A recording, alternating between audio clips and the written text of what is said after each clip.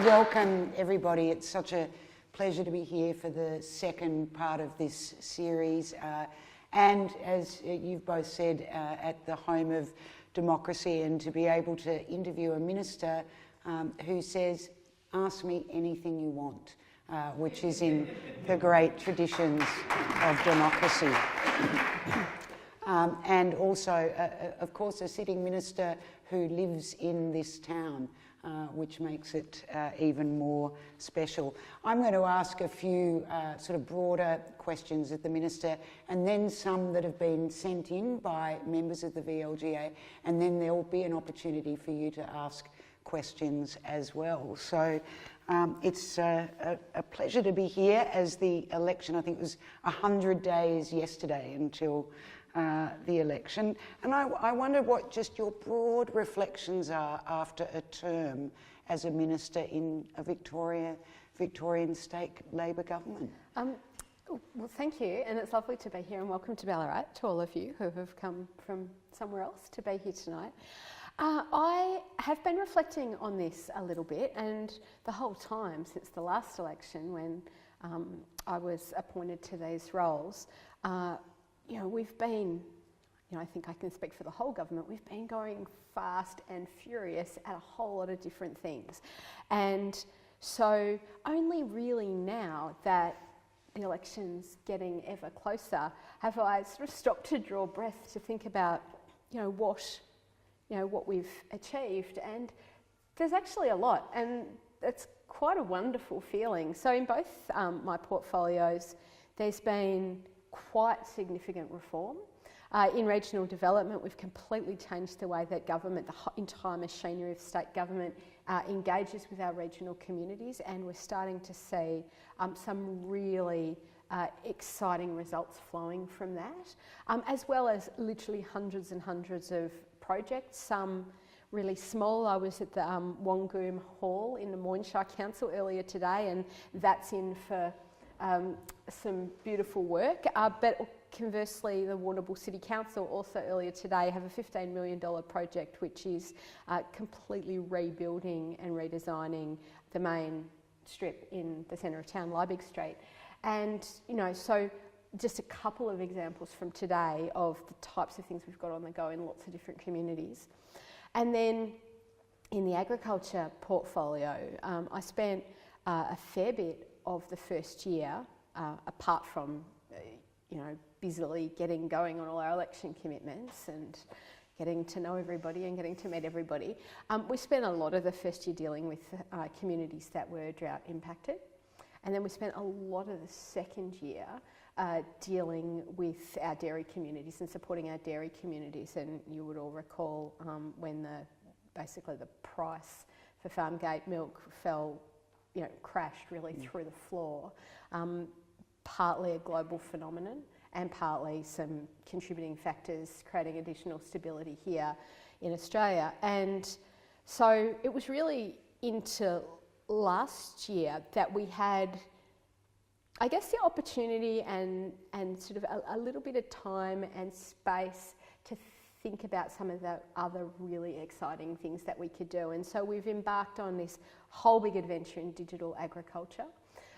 We've been developing, we've got a new program which is all about helping our farmers to be more energy independent, which is great, and that's just been up and running since really just before Christmas last year. And so, and there are others, an animal welfare reform plan, which will involve modernising our more than 30-year-old animal welfare laws, lots and lots of just really interesting and really important reform. We've put climate change on the National Ag Minister's agenda.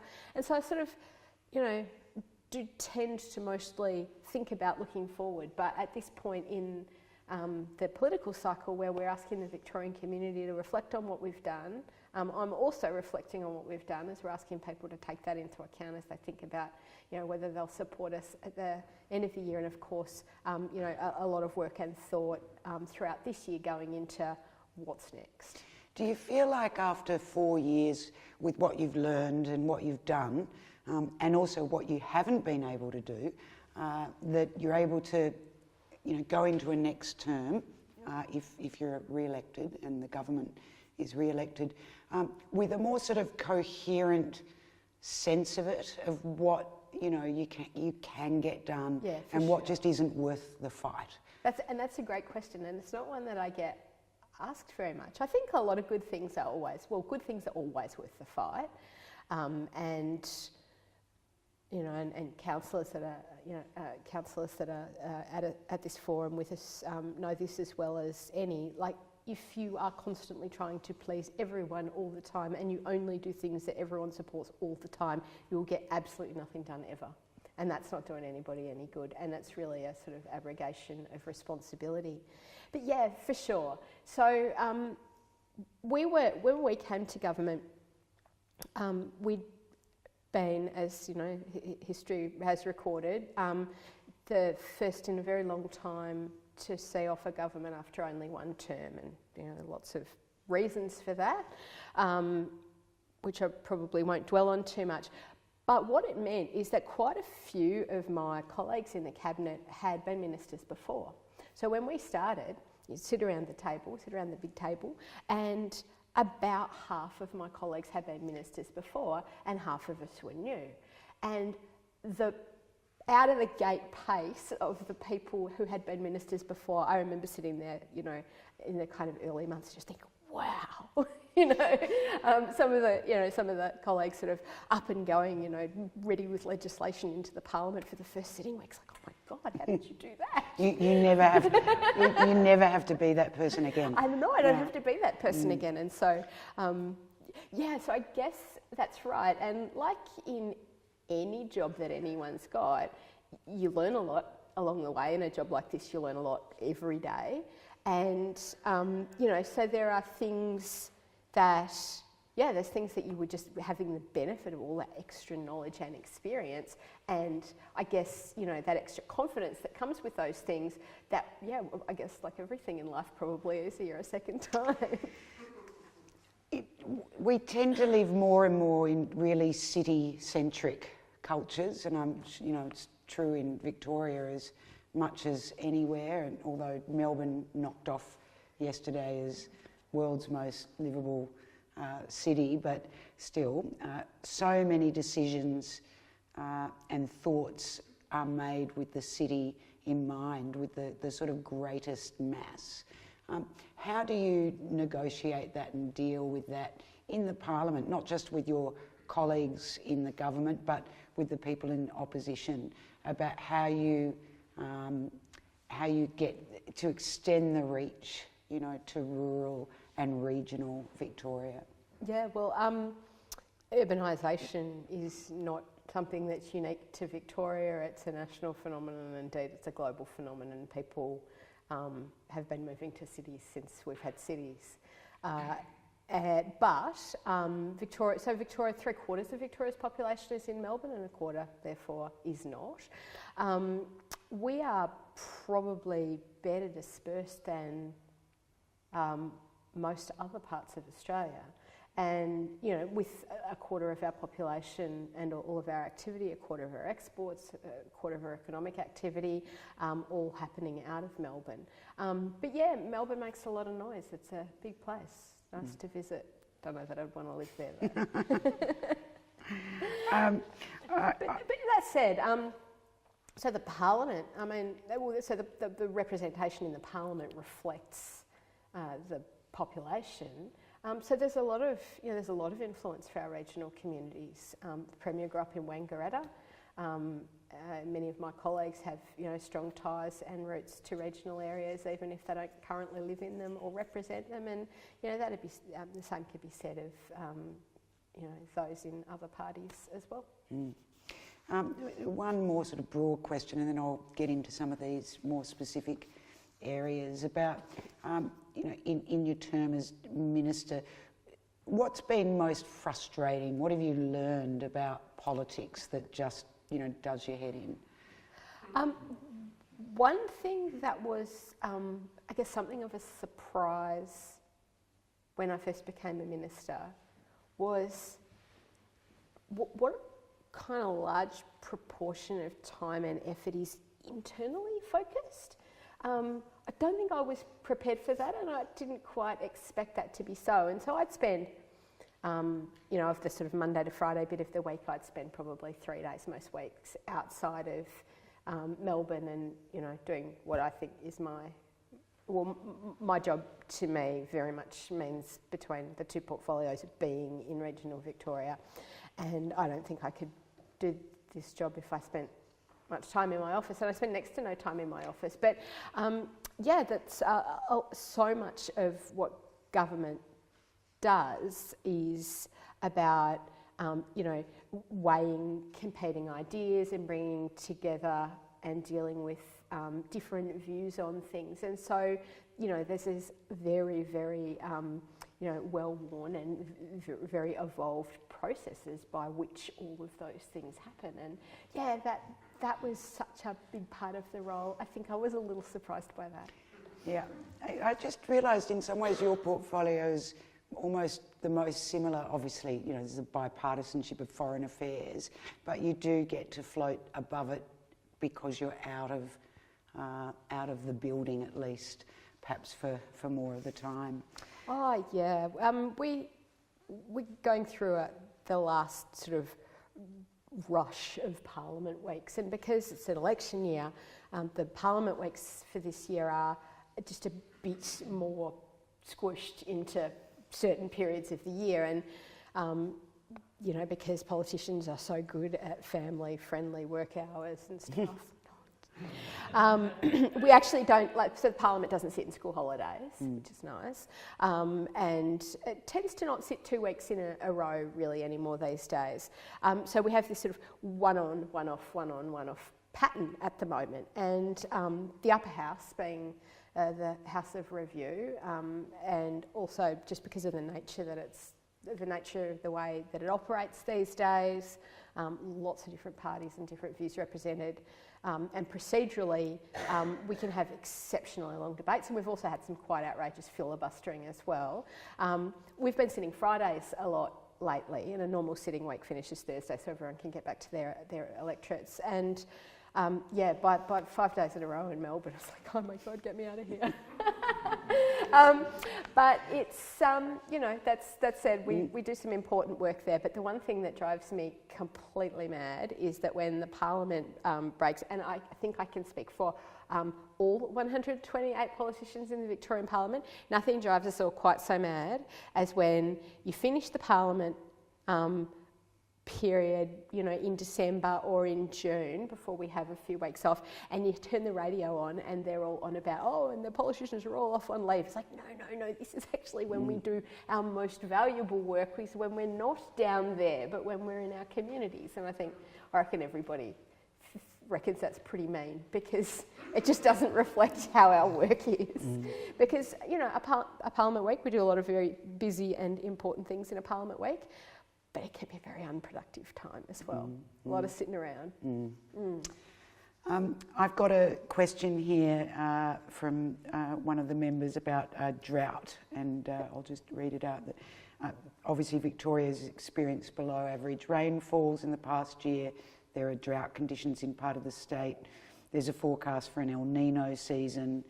What measures will the state government put in place to keep regional towns and communities viable and vibrant in these changing weather conditions?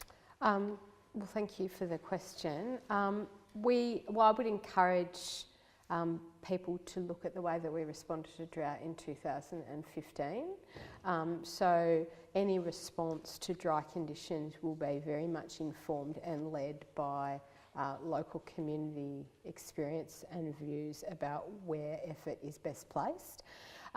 At the moment, though, our conditions are quite different to those in New South Wales and Queensland, and the national focus on the experience in those states has been quite intense in the last few weeks. We've been watching for some months very closely part of Victoria in East Gippsland. And I think the question may have come from the Moorabool Shire Council, I think. Oh, Moorabool, okay, a bit closer to here. So East Gippsland is particularly dry. Quite a lot of the rest of Victoria is actually still in the average rainfall range. Though that said, we are watching with a heightened sense of interest. I wouldn't quite go so far yet as to say anxiety for some other parts of the state. Yes, in parts of northern Victoria it is now becoming concerning. In East Gippsland it already is.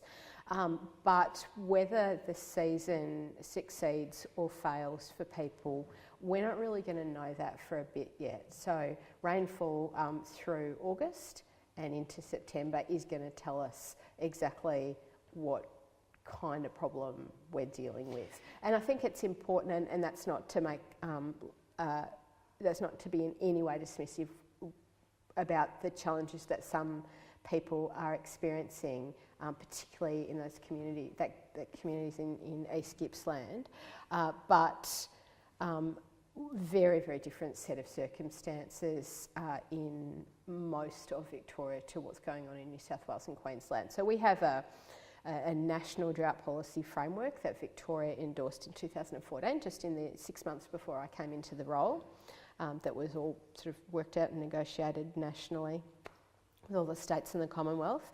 And then we have a Victorian government framework as well that really informs us about when we do what and what that might look like. So that big review of drought policy that occurred in the lead up to 2014 made some observations about the merits of things like subsidies and transport subsidies and the like, because the evidence tells us that there's actually a better way to support farming families than that. So, there are a few things in place. My department's been running information sessions, I think probably up to 20 or so now, for our farmers about how to prepare and how to respond and what they need to do, which is one of the most useful things that can be done early. We're keeping a very close eye on demand for the Rural Financial Counselling Service. It's one of the key measures, and at the moment the wait for an appointment is a couple of weeks, and that's normal.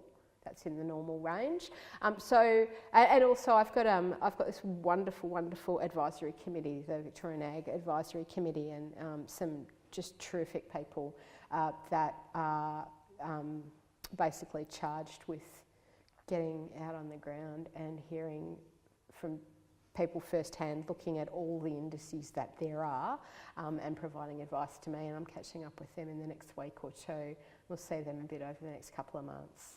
When you say you're keeping an eye on it, and it's looking like conditions are going to get more challenging, at what point do you work with the councils in those areas and say, this is the point, we're not there yet, but this is when we're going to reach it, and we'll be offering assistance or rate relief or other measures? So we didn't offer rate relief in 2015. But I guess by way of a very contemporary example, last night I was exchanging texts with the CEO of the East Grampians Shire Council, and we're going to catch up next week. So about now. Right. Yeah. That is contemporary? Yeah, that's about now. That said, if we have really good rain throughout the rest of this month and into early spring, then we might find that the support people need is actually really quite contained and quite modest. Like our farmers always tell me, we don't want subsidies. We want to be able to manage our way through climatic conditions, and we needed to respond to that. In 2015, when I spent a lot of time in big shedfuls of farmers, saying, right, okay, drought support, this is really bad. Some people hadn't had a successful season, had not broken even for 3 years in a row, so quite severe conditions.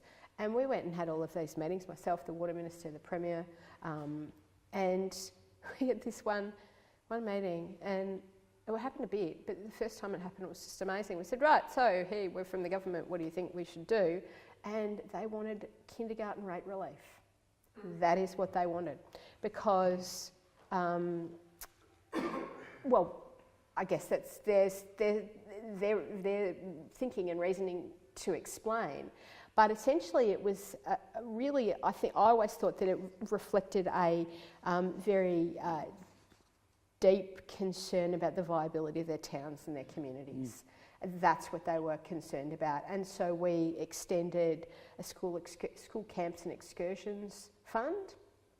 We made kindergarten free for everyone in the 13 local government areas we got up to eventually, because the conditions moved south. So we started in a smaller area and then we extended. Yeah. That's fascinating. An employment program, because what people wanted. An employment program, because what people needed was off-farm income, and also just to get off-farm, just to have a break from looking out the window at the dust and the dry. We'll be listening to farmers about what they want. The timber industry is the next one. It's an important source of jobs, obviously, and economic growth in many regional towns. The question says, however, the state government has not articulated a vision for the timber industry in Victoria, and that this uncertainty is having a negative effect on the population and economic growth of regional towns. What do you see as the future for traditional timber towns and beyond the typical tourism sort of answers that people so often get? Yeah, okay. Well, firstly, I wouldn't be too dismissive of the tourism industry, because it's the second largest source of employment in regional Victoria and is growing fast. So just setting that comparison aside, the timber industry is, it's a fantastic industry, beautiful products that people make. It is an industry that has for a long time struggled with community support and the intersection between what it does and the environment, particularly in relation to native timber. Of course, the plantation sector is generally travelling well. We had some job losses in Morwell in a plantations business not all that long ago, ultimately the many years later consequence of fires. So quite a lot of resource was lost in the 2009 bushfires and other fires, but perhaps most significantly in those massive fires that we had in 2009. So the timber industry, makes makes some fantastic products for which there is high demand. The pressures around things like certification around environmental standards continue to be a challenge for the industry. The former government put in place some measures to protect the leadbeater's possum that create 200 metre circles on a map that where harvesting is prohibited. So when there's a possum sighted, there's another 200 metres, and we've had it's well north of 500 of those, and so the available resource has gotten smaller. Not only as a result of this is an industry that has experienced periods of contraction over a long period of time, and so we did in the most recent timber outlook that Vic Forest puts out for native timber, we did see quite a reduction in the amount of available timber, and people would remember the pressure that they put on one mill in particular at Hayfield. The government took the reasonably unusual step of buying the mill. I would offer that as an example of our support for the industry. But yeah, it's not without its challenges. It's there are endangered species that are that protections are put in place by both the previous state government, by our own government, and by the federal government. Different types of regulatory overlay to protect those environmental values, and the result of that has been a contraction in available wood supply. So we continue to manage these issues, but I know some of the, there's no shortage of critics, no matter what you do in an issue in an area like forestry and particularly native timber. There'd be people who would say that there's no place for logging in our native forests, full stop. And then there are people that say, well, you know, a reasonable resource share, it's a very small percentage of the available timber that exists, and being able to share that resource for a variety of purposes is a really valuable thing too, and of course incredibly important for the economies of lots of our small towns. And there are all sorts of things that can happen to towns that put them under pressure, whether it's an industry like timber or there's a freeway bypass or just different demographics, and obviously they're all different. But what are the things that you notice both in the local councils and the communities where you see towns solving their problems? Oh, I've got such a good example. Better than others. Yes, I have a beautiful story that I'm trying to tell everyone in Victoria because it's just so magnificent. Rapanyup is in the Wimmera, and they have a population of around 536 people, I think, the last census. And the community in Rapanyup came to the government through Regional Development Victoria and said, we're going to buy our supermarket. And we said, yeah, we don't usually buy supermarkets, thanks. Anyway, they said, no, come have we want to talk to you about this idea that we've got. So I went to Rapanyup and met a group of community leaders in this town. And these guys are right on the start of the site, beautiful silo art trail. And so there's all these people going through the main street the whole time, caravans and carloads of people. And they said, look, here's our supermarket. And the community has a great affection for the owners of the current supermarket.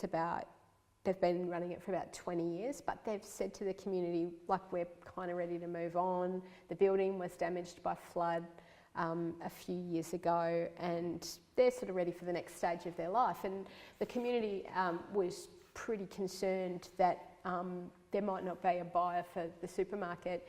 And so when the family moved on, the supermarket would be closed, and then everyone would need to go out of town, I think mostly to Horsham, for everything.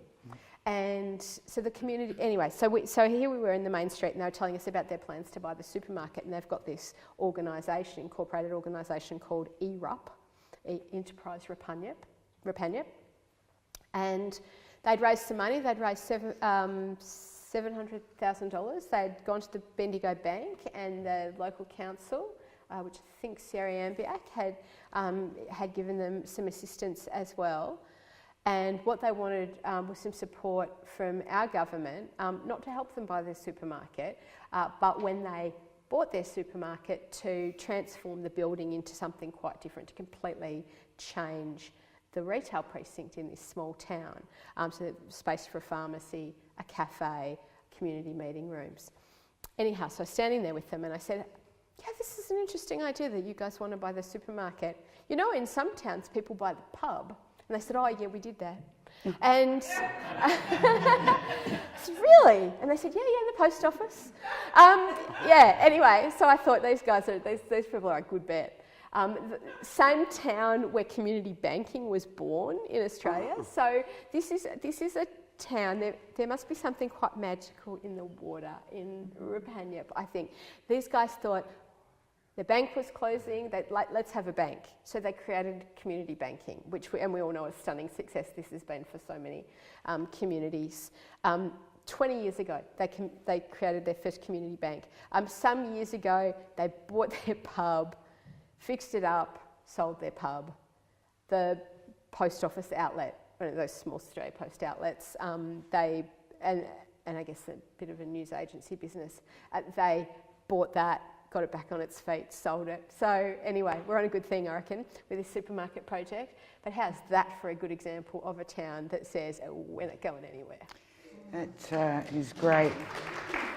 It sounds like one of those, little Australian movies. And someone could make a beautiful film about the people at Enterprise. Although, I mean, my only thing is, why haven't we all heard of this town starting community banking?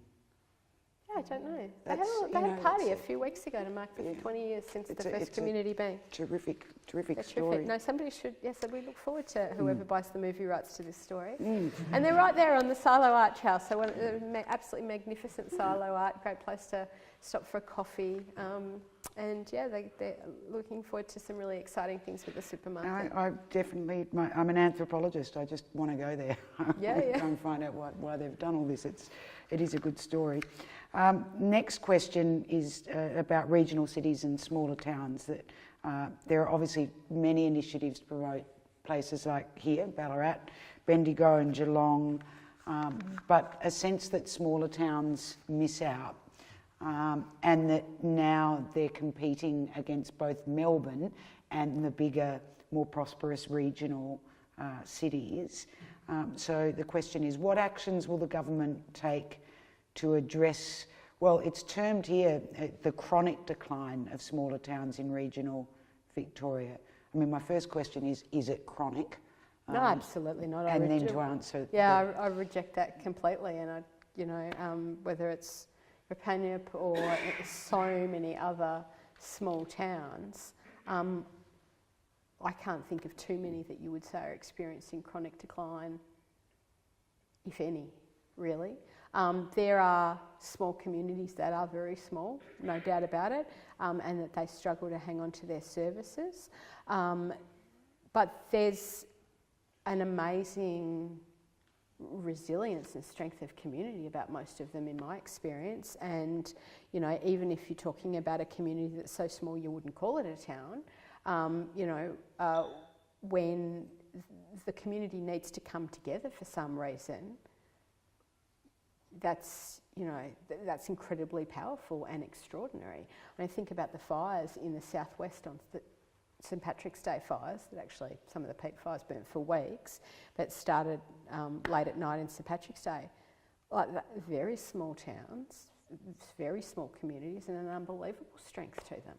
What about bigger ones though, like Horsham or Hamilton, say, as two examples that feel like second-class citizens next to a Ballarat or a Bendigo? Yeah, okay, so a few things on that. So Ballarat, Bendigo and Geelong, between them, represent around a third of the population of regional Victoria. So I think, you have to have some regard for equity of funding. And, when you've got a place with 100,000 people, that's not insignificant. The things that cities, and comparing Ballarat and Bendigo to Geelong seems a bit silly to me too, because Geelong's population, I think, is about 240,000 now, or thereabouts. Like, Geelong is bigger than Ballarat and Bendigo combined. So I certainly think of Geelong quite differently again. Ballarat and Bendigo are the only two cities of their size, and then sort of next, well, depending on how you think of the community of Albury-Wodonga, the Wodonga bit's about 30,000. The combined Albury-Wodonga bit is more like the size of Ballarat and Bendigo. Shepparton is, a big city that's really going through kind of quite an exciting renaissance at the moment. And then you have, obviously, communities of really quite varied size from there, including places with a couple of dozen people, if that. And so the philosophical view that I bring to this question really is that it's for communities to be telling us what they need and what's best for them. There's a whole lot of smaller communities that are kind of aghast at the idea that people want to make them bigger. You go to Torquay or to the Macedon Ranges and tell them that you're all for population growth and we're going to double the size of your population, you'd be run out of town. Like you would. Because people generally really like where they live. And they don't particularly want it to be very, very different to how it is, how it is now. And I think here in Ballarat, and I can see a couple of the Ballarat City Councillors here with us today. Ballarat's been growing at I think, personally, I think kind of quite a nice rate, sort of 1.5 to 1.8% over the last however many years, and has tipped over 100,000. And that brings with it challenges around where to open up new industrial land, and Bendigo's just had a very difficult local issue around where to open up industrial land after sort of 16 years of planning a particular location. They now are looking for a new location to be planning that. Ballarat's had more success on that particular example. Oh, now I'm going to get into some whole Ballarat Bendigo thing. I'm just going to get lynched. Bendigo has lots of other awesome things that it does better than Ballarat, and Ballarat has lots of awesome things that it does better than Bendigo. Okay, we've got that. Yep. It's safe to walk down the street again. Both really awesome. So back to the growth challenges here. One of the issues council's been dealing with lately is parking, and so. When Ballarat had 70,000 people or 80,000 people, everybody knew that it was their right to park out the front. And now there's 100,000 people here. That's actually a little harder than it used to be. And so, and the city's changing. And again, sort of the Bendigo example there, they're doing quite an interesting sort of planning bit of work, and the Victorian government through the Victorian Planning Authorities helping the council out with this a bit around creating more residential opportunities in the CBD, and that's really exciting but really different. And so these kinds of issues give rise to anxiety from people who are not so hot on the idea of change. We've got a couple of big projects on the go here, and we're about to turn the middle of the CBD into a construction site, and it's going to be chaos. Sounds like Melbourne. Yeah, it's going to be like Melbourne. A level crossing removal project coming to a community near you. In Warrnambool this morning, we went for a walk with the council. On Liebig Street, this amazing, just magnificent project that they've been working on for a while. But my goodness, has it been disruptive for the local traders? And I met a number of the local traders, and that they can all see the ends in sight, like they've just got to put some white lines down in the last bit and kind of take away the bollards and plant the trees, and this thing that's been going on for 2.5 years will be done. But change isn't easy. And so the other thing, just in terms of the big places versus little places funding share as well, one of the things that's happened over the last probably almost 10 years is that there's been really good regional strategic planning. And that's not, again, without its challenges for everybody that's involved in it.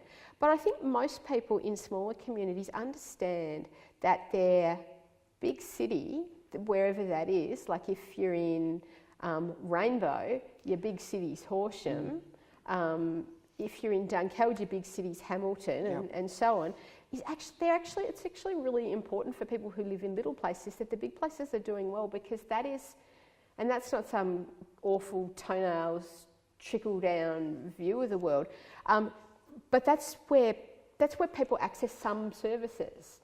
So when people need to go to a hospital that offers a more complicated or more difficult set of procedures, then you go to your nearest big population centre. If you're trying to access certain services, you need to do that, and that's the case no matter where you live. And the other interesting thing that I've really been sort of enjoying observing a bit lately is that for Bendigo and Ballarat and Geelong, where you've got, where they are these days at quite a big city scale, you've got a lot of the smaller communities that are kind of a short little distance from them, enjoying their own renaissance. So, from here, I look at a community like Beaufort, which is half an hour up the road. And in Beaufort, lots of people are moving into Beaufort because Ballarat's frankly too big and they don't want to be here. But they can have a beautiful country lifestyle and all of the economic benefits and the services and the job opportunities and the, uni and training opportunities for the kids and all that sort of stuff just up the road. And you see the same in Bannockburn. It's probably, not bad equivalent in Geelong. So Bannockburn's this gorgeous community, about 3,000 people, growing quite fast, brand spanking new school, great new community facilities, and they've grown fast from being very small. And they're like, 20 minutes into Geelong for all the things you want. You want to go to the movies on Saturday night. You could be the ad for it, you know that. You make me think I'm living in the wrong... Right. I could be the ad for living in regional Victoria. I kind of am. Well, it's... this question, I didn't know this loomed so large. I was really surprised of that. But about puppy farms and working dogs. About obviously, the introduction of the legislation. It was done out of a good intention for welfare of dogs and cats. But the councils once again were made to be the first line of policing this policy, and they're now responsible for the registration of breeders and responsible for determining what a working farm dog is, what a pet is. And that councils are now concerned that this is another example of cost shifting from state government to local government, which is the broader part of this question, obviously. I'd like to have a chat to the person who wrote this question, because I think it's got a few sort of misunderstandings embedded in its assumptions. Councils have always had responsibility for registering breeders, so that hasn't changed. There's been a whole lot of training and information made available to councils, so it's actually not a cost-shifting exercise at all. In fact, I'm not sure what costs have been shifted, if any. All right, well, to tease it out away then from puppy farms and into the, the broader, there's always non-stop, isn't there, arguing about what is local, what is state, what is federal. Oh, yeah. How is that going? Oh, yeah, that's great. Yeah. Can we get in our time machine and go back and redo the Constitution? It is a never-ending story, but I guess particularly, for tonight's audience with state and local government, how do you figure it all out? There's so many grey areas. Yeah, it's not easy, and different councils have different capacity, of course. Some of our smaller rural councils have, quite extensive assets, roads basically, but other things, assets that they have to maintain, and very, very small population. So think about, I was just talking about Beaufort a second ago. So the Pyrenees Shire Council, I think they've got around 4,000 people, if my memory serves me correctly. And I heard the mayor of that shire say at a business community lunch, probably again a couple of years ago, but this isn't a number that would have changed. And she said that if you put all of their local council roads end to end, you could get like Tacuba Pedy. And I know there are other municipalities that say, well, is that all? We've got heaps more than that, because I've experienced that. But that's really challenging. And then of course, large metro councils that have the ability to raise quite a lot of revenue because they've got huge populations, like massive populations, compared to our regional areas and our rural areas. And so they've got lots of money to do lots of stuff with. And managing council budgets is for councillors like managing household budgets is for households, like managing state budgets is for us. And I guess the federal government have this problem too. There's kind of finite resources, and you've got to make decisions based on suppose firstly your legal responsibilities, your actual proper formal responsibilities, and then beyond that, really for councillors or politicians to, take that remaining bit of your budget capacity and decide what it is are the priorities that your community expects of you. So we've been, in the state, seen the last few years we've been putting very large amounts of money into infrastructure projects, and I saw there was an article on the front page of one of the papers the other day saying it's now sort of $100 billion worth of infrastructure projects on the go that the Victorian government's got, and there's some other funding partners. There's the odd one or two that the federal government's in, and there are others that other organisations are contributing to as well. But that has generated literally tens of thousands of jobs, which in turn then creates all this other income and activity in the economy, and that's something that's available to us. That's more challenging for councils, but I don't think there's any easy answer to that. But the different responsibilities are, it's confusing enough, I think, for people in governments, let alone for members of the community who aren't particularly involved in government, to work out who to go to for funding this, that or the other. I had a recent little taste of this when I put my hand up for my failed bid as a candidate for Melbourne Lord Mayor. And it's not failed if you don't win. No, well, that's true. My non-winning bid to be Melbourne's Lord Mayor, of which I still would have been available for this evening's event, which I did agree even before the election was finished. Such was my optimism. But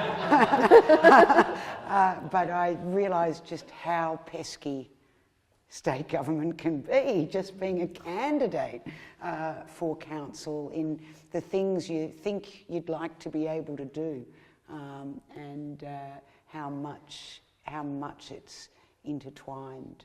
Well, local governments are established by an act of the Victorian Parliament. Indeed, indeed.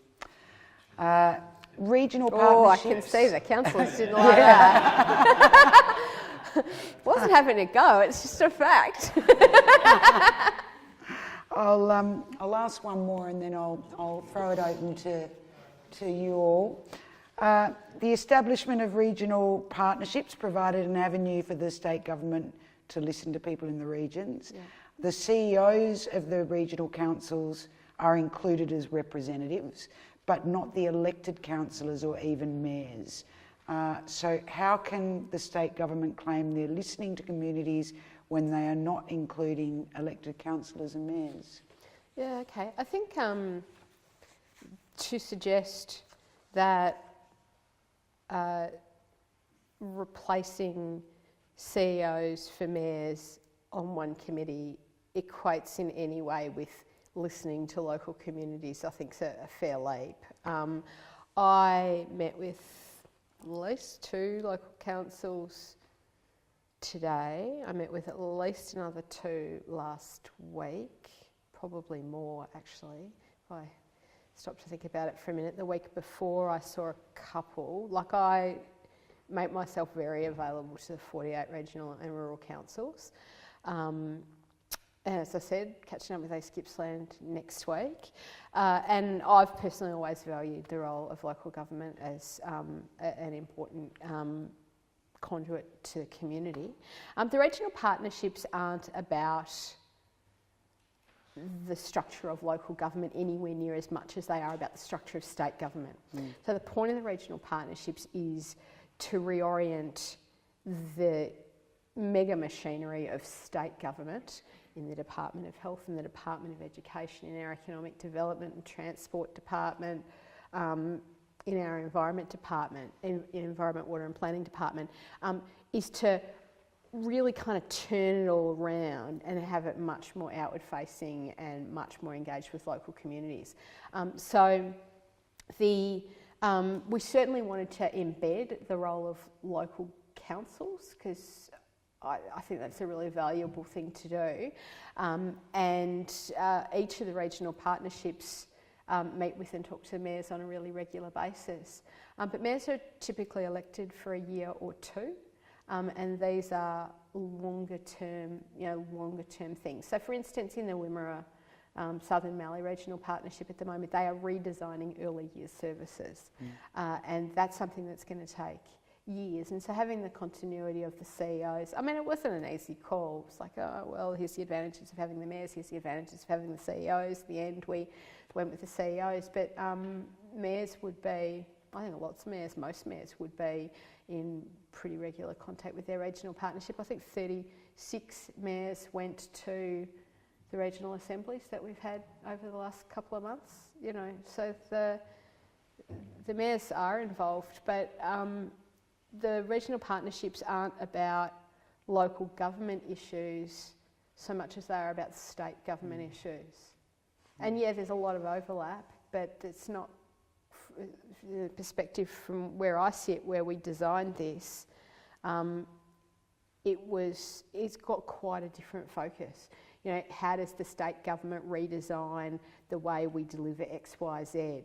And that's stuff that councils will have interesting observations and ideas about, but they might actually be quite unrelated to any area of responsibility that councils may have. If you would like to ask a question, put your hand up or make it known in some way. I will keep going. I've got a few more, but first the second row and then here. And if you can speak quite loudly. Just one of the frustrating things at the moment, talking to other councillors, and you made comments there before about sitting around and one of your frustrations, sitting around talking, wasting time.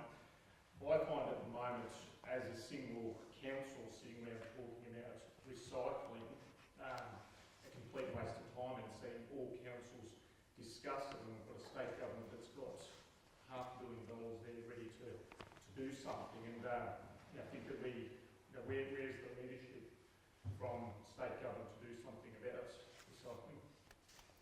Okay, you've gone straight into an area I know very little about, so thanks for that. I did say you could ask anything, didn't I? That's true. So my short answer is I think you've got the Minister who knows heaps about this coming to your next forum. Yes, You should indeed. definitely check with her whether there's any sense in what I'm about to say. I'm not going to say much because this is not an area I know a lot about at all. But my observations, and again from sort of my dealings with councils, is that most are actually tackling this issue regionally. So I think about the waste to energy project that's really got a good head of steam up about it at the moment here in Ballarat is one that is a regional solution, and so I'll go to municipalities in this broader region and everybody's talking about the same solution no matter where you are in the municipal boundaries. I think for Golden Plains, your geography can be challenging, of course, because part of your shire sort of orbits around here, and part of your shire orbits around the Geelong crowd, and that's difficult. And I guess wherever anybody draws maps ever, there'll always be communities of interest that are a bit more challenging to see as a united thing than others. And I think I always have. I hope you know that I've always held the Golden Plains Shire in exceptionally high regard for the way that it does kind of straddle having half of its communities Ballarat region oriented and half its communities Geelong region oriented. But on your recycling question, I'm sorry. We'll put that to the third forum, which I will talk about. I'm going to have to encourage you to find somebody else to talk to about that. I know Lily D'Ambrosio has been doing a lot of work to deal with the immediate issue, and her and the Treasurer were very involved in putting together that initial package of funding to support the industry through that shock when the Chinese government stopped taking a whole lot of different materials. And I know also that the problem's still quite some way from fixed, but sorry I can't help you more on that. Thank you, Mr. Henry Barlow, a councillor from Wyndham City Council. If you could put your regional minister's cap on. Never take it off. When I was in Canberra last year, I spoke to the Shadow Minister for Regional Affairs and spoke to Steve Jones in some length, and I've met Steve 3 times now, but we spoke to Steve in some length about the Greater Western Sydney Commission and how it's incorporating Sydney, Parramatta, and then going out into the regions around, I think it's Penrith where the Badgerys Creek, the airport's going to go, and the federal government's working very closely with the state government in pouring billions of dollars into infrastructure and into development. And our council has had a number of discussions now, not only with the Treasurer, Tim Pallas, but we've been talking to the City of Geelong. And we see Melbourne, the west of Melbourne, which is the high growth area, where just our municipality alone is averaging 200 people a week, and 93 babies being born to mothers that live in the city of Wyndham. So we're growing at 12 to 13,000 people a year. And we've been talking to Geelong about putting together like a consortium, you could say, of very similar to what they've done in Sydney. Is that, now I've spoken to a number of ministers about this when they've come to meet with us. Have you been across that? Because Steve Jones's first question to me was, Okay, let's put it into a question. Yeah, and it's out of Melbourne, it's not regional, but I said, well, it ties in with the biggest regional city in Victoria, where one day we're all going to be roof to roof, basically. And so I'm just wondering if you've been across... Terry didn't like that idea. Oh, yeah. The growth in Lara, but anyway. Have you been across that concept? Has anybody Yeah, definitely. So it's an interesting, that's an interesting one for the planners, really, about whether or not Geelong will want to continue to have a separation from Melbourne. I mean, my personal view is that that's a good and important thing to, have a point where Melbourne stops and Geelong starts, but maybe, there's a very big numbers. I'm still getting over the 12 to 13,000 people a minute or a day. Well, we went past Geelong population-wise December last year. Yeah. So we're now the second biggest city in Victoria.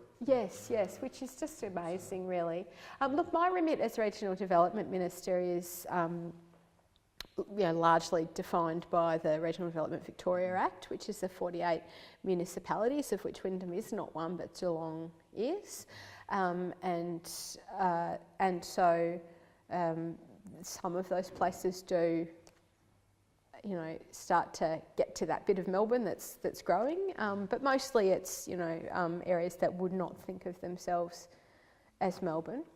And so really, I think your discussion with Stephen Jones and your question is a bit about the city deal concept that the federal government have been developing. And the federal government have done 3 city deals, Western Sydney, Townsville and Launceston. And we're reasonably advanced in discussions with them about a city deal for Geelong and the coast that would deliver a number of really regionally significant projects, including the Shipwreck Coast Master Plan, are a very large part of that, and the Geelong Convention Centre, but a number of other things as well. And those discussions with the federal government are going well, and we remain optimistic that they'll have a bit more to say about that the next little while. We had $153 million in the budget for our share, and we are asking them to match that. So our main focus in terms of city deals has been on getting the first one done first. But that said, we've said, made it very clear to the federal government that we're really interested in, those kinds of partnerships where, state, federal and local government make a really concerted and focused investment all at the same time. This is something the federal government took from the UK as a policy idea, and they'd found that it had led to some good results, and it's something that the federal government have decided to get into. So we thought that we would get into it as well, and that suite of projects around the Geelong City deal that we've been discussing with them is a very good sort of complement for the kind of idea that the federal government were talking about. So, you know, so far so good in terms of those discussions with them. Thanks. Peter Jeffrey, I'm the current chair for Economic Development Australia's Victorian chapter. We're a group of economic development practitioners from around the state, private and public sector. Is there a particular initiative you'd like us to get behind? Oh. Wow. What a fun question that is, my God. I can feel fireworks going off inside my head. I have never heard a question like that, ever. Oh, wow. Oh, look, I think that, yes, okay. I think that it would be really nice to have more voices in the national immigration debate, particularly with a view to taking our immigration, population, settlement and really creating synergies with our regional communities and our regional cities. So up the road from here, the Western Highway, you can't go to Stawell and Ararat without having people talk to you about skills shortage. In Warrnambool, where I was earlier, the unemployment rate is now south of 3%. And there was a monstrous front page, the Warrnambool Standard, maybe 2 months ago, and it's just got 1,000 people wanted. And I ran into the journalist about a week later and said, hey, that was some front page. And she said, my goodness, I've been inundated since. We just rang a handful of the big employers and they told us about their vacancies. I know that state government agencies and organisations are funded for positions that we can't fill. You know, which is, of course, you know, just like it's in the scheme of things, it's a nice problem to have. But, you know, having such strong jobs growth, and there were some new jobs figures out today that the Treasurer was reporting on. Again, the Victorian economy is travelling exceptionally well at the moment, and there's really strong jobs growth. And what I hear about a lot in like small communities and medium-sized communities and our larger regional communities is that we've got a bit of a labour shortage problem, and you know there's some wonderful opportunities for people to be making regional Victorian communities their home.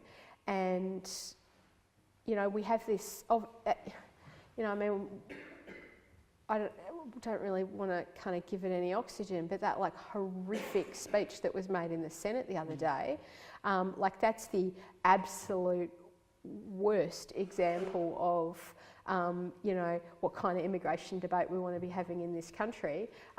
What I'd really like to see is us celebrating the wonderful experiences that people have settling in regional communities. So I would have thought if you're an economic development policy think tank with a foot in the odd door in Canberra and I get to pick one thing, I pick that. Wow, there you go. And possible she might wake up tomorrow morning and have thought of something else as well. That's, yeah, but this has been bothering me Has quite it? a bit lately. Yeah. I mean, it comes up a lot. Yeah, and there's a stereotype, isn't there? There's such a stereotype further out of cities.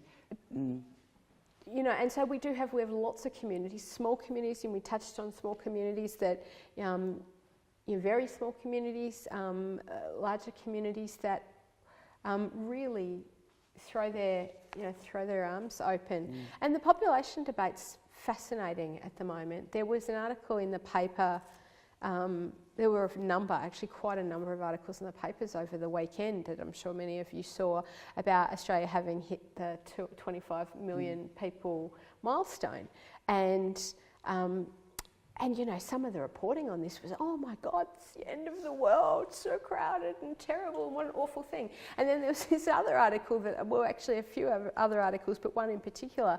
And the person who'd written the article was reflecting on a conversation with somebody who had driven a senior Chinese government official from somewhere to somewhere. Anyway, they were telling the story, and this person who was looking out the window for half an hour, just like, where is everybody?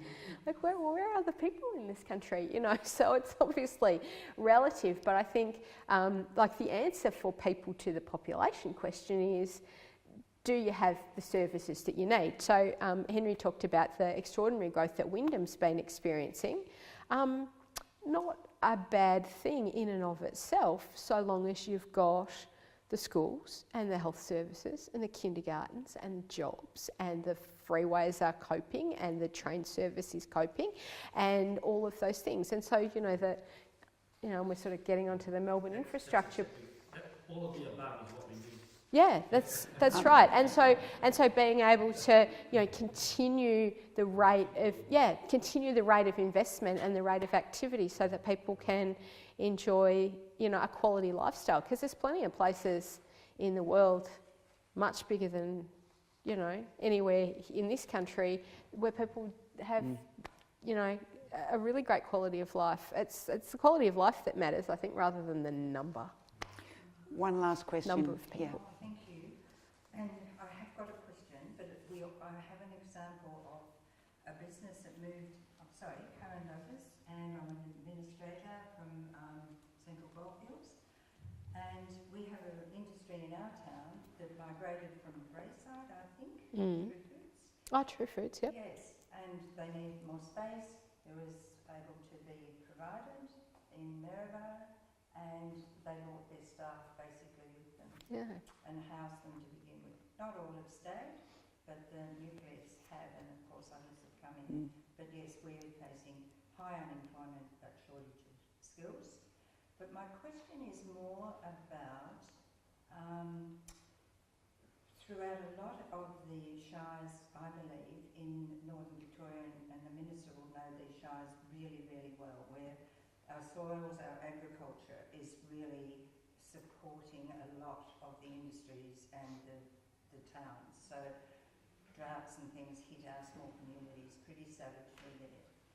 But I am concerned, and we're having discussions about the way the rates are actually levied, that are now going to hit our agricultural land really severely. And of all years, many will fear this cruelty, I think. Is there any conversations happening further up the scale from what we are doing about the way agricultural land is actually valued the same as an industry in the community, well, similarly, based very much, it seems, on what the latest sales of those properties happen to be? There's a huge market. Our real estate agents are saying to us there is a lot of interest in purchasing these blocks of land. Often they're not going to be used, I think, necessarily for farming. I think some are used for maybe development, subdividing areas, some cases, oil farms. But it's affecting the value of the rates and so on. Yeah. And I think it's getting to almost a point where some farmers may not be able to make this. Okay. Thank you. Yeah, well, the VFF's certainly having this conversation with the government. It has, it was certainly reached a pinch point in a few municipalities this year because the recent round of valuations has had quite an impact in terms of increasing farm rates. And I'm thinking of a couple of the examples I'm more familiar with where there's been, it's the evaluation mechanism that's caused the difference. It's not any active decision that the councillors have made to prefer one lot of ratepayers over another, but the end result, you know, that's sort of not something the farmers are particularly interested in because the end result for them is like quite a significant hike. Certainly something that we're conscious of.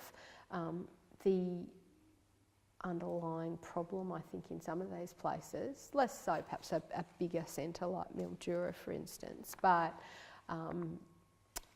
in some of the much smaller municipalities, ultimately it's kind of a question of financial capacity, and so the government's doing a few different things to try and relieve some pressure there. I think it was $20 million in the last state budget for assisting rural council sustainability.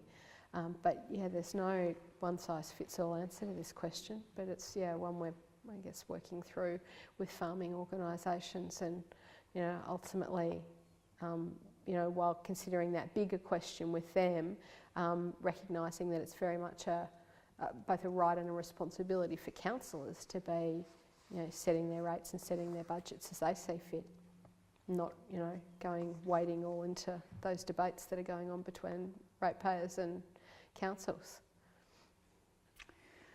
So many things I think we could keep talking about, but we've already gone a bit over time, and I know there's going to be some time for you to perhaps go and say hello personally to the Minister. So I am going to wrap it up. Before I thank our guests, just to remind you all that this is part 2 of a 4-part series, and the next guest who you alluded to will be the Honourable Lily D'Ambrosio, the Minister for Energy, Climate Change and the Environment. So you can bring all those recycling come back with all your tricky recycling questions. It'll be in the much less, democratic space. Can I say this? Of Collins Street in Melbourne on Thursday the 20th September. So that information is all available through the VLGA, but I hope we see many of you here. Thank you for being such a terrific audience.